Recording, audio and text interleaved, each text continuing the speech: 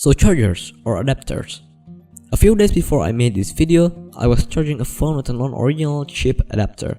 Then I realized that the fingerprint sensor on the phone doesn't work. I thought it's broken because it just doesn't work. But once I unplugged the charger, the sensor came back to normal again. So I concluded that it must be the charger causing this. So I tried charging it with an original adapter and now everything works fine. And so I decided to figure out what makes the shitty charger so shitty. Hence I made this video. What are adapters? Why do we need them? Let's say we have a phone and a power source. The power source is usually the power plug you have on your walls. Those stuff give you alternating current stuff, and the voltage varies depending on what country you are in. In my case, it's 215 volts AC.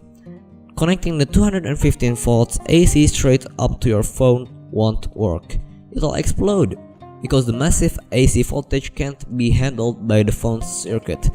Hence, you need an adapter to make stuff work. The adapter adapts the large AC voltage and turn it into small battery-friendly DC voltage of 5 volt. But here's the thing, our phone needs a smooth 5 volt DC, and the process where we convert the AC to DC won't be perfect with small chargers like this. To put it simply, there will be some noises produced by the circuit at a certain frequency when we convert the voltage from AC to DC. But that's okay for our phone because they are strong, right? Wrong. Actually, kinda right. The circuit of our phone, the components, all of them must have some kind of limit of how much unsmoothness it could handle. Original adapters usually have relatively small noises. Counterfeit chargers, however, they have bigger potential to ruin your stuff because you can trust anything that comes out of its output. So I decided to compare the bad adapter and the original adapter and to see how significant is the signal difference. I plugged both the original and the counterfeit adapters to my main supply, plug an open USB cable to both, turn them both on, and connect the output to the oscilloscope. So this is what the signal from the original charger looks like. It has some small noises of 152 millivolts. That's actually quite big if you compare it to professional power supplies. But that's okay for our phone. The frequency is not too bad either, normal I should say. Now let's see what the voltage of the bad adapter looks like. Disgusting stuff happens.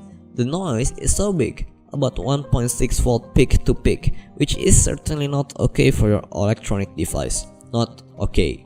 With some small ongoing noise of 150 millivolts, this is not what an adapter that we'd like to use, ain't it? So now you got the idea of why you should not use cheaper chargers. They are crap. Quality electronic components are sometimes not cheap, and along with that price, you get the quality you want, of course. So how to differentiate the fake ones and the real one? Looking at both chargers, at glance both looked quite similar in color, brand and stuff, but once you actually lift it, you can feel that the non-original charger feels so light, and you can already feel that the original charger is way more solid and has a far more superior build quality. And as usual, fake cheap chargers like this are easy to open.